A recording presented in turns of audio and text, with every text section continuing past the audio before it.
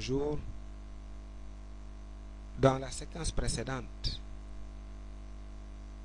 nous avons observé la rotation d'un moteur électrique et nous avons attribué à la force responsable de la rotation du moteur le nom de force de Laplace. Dans cette séquence, nous allons mettre en évidence cette force de Laplace. Dans une première étape, nous considérons un circuit électrique renfermant un générateur de tension constante, un récipient qui contient un liquide conducteur, un interrupteur K. Nous avons aussi une tige métallique homogène OA, mobile autour de l'axe passant par O. Nous plaçons une partie de la tige dans un champ magnétique uniforme B rentrant. Cependant, le circuit électrique est ouvert. Donc, un courant électrique ne traverse pas la tige métallique. Nous observons que dans cette situation, la tige métallique demeure verticale.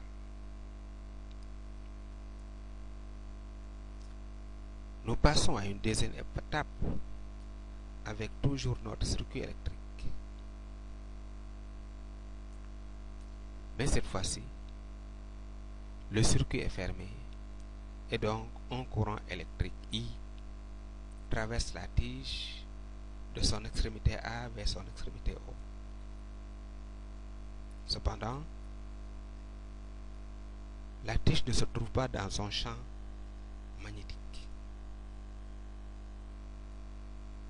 Quel est le comportement de la tige métallique?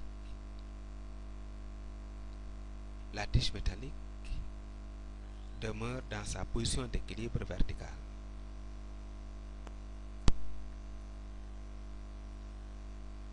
Une conclusion pour ces deux étapes. Lorsque la tige métallique est soumise à un champ magnétique B seul, ou lorsqu'elle est traversée par un courant électrique seul, elle demeure dans sa position d'équilibre verticale. Elle ne se déplace pas. Passons à une troisième étape avec toujours notre circuit électrique. Une partie de la tige métallique se trouve dans un champ magnétique uniforme B. Maintenant, nous allons observer ce qui va se passer lorsque l'interrupteur K est fermé. Lorsque nous fermons l'interrupteur K, nous observons que la tige tourne dans un sens bien donné. En fait, un courant électrique traverse la tige métallique de son extrémité A vers son extrémité O.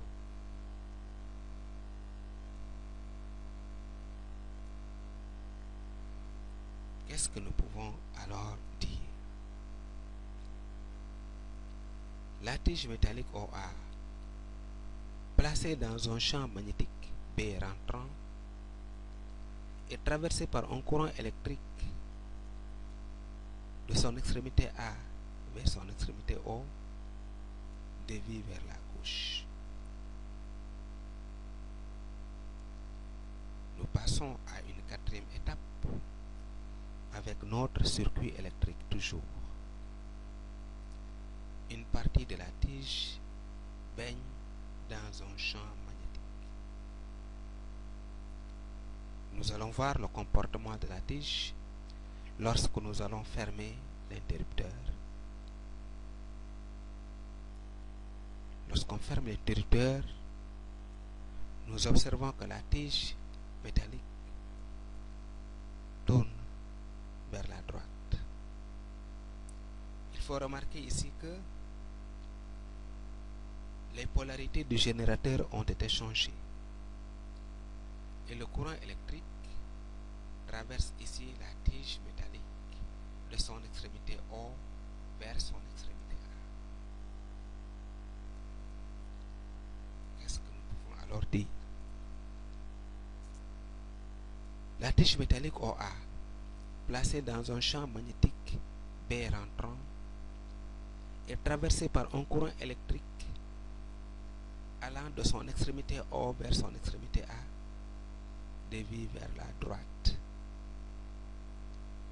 Une conclusion à ces deux étapes est de dire que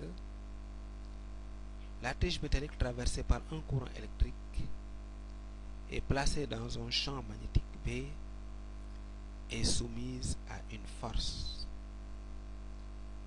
Le sens de la force dépend du sens du courant électrique, mais aussi du sens du champ magnétique.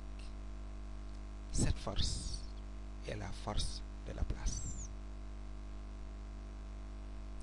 Dans les autres séquences, nous allons voir l'expression de la force de la place.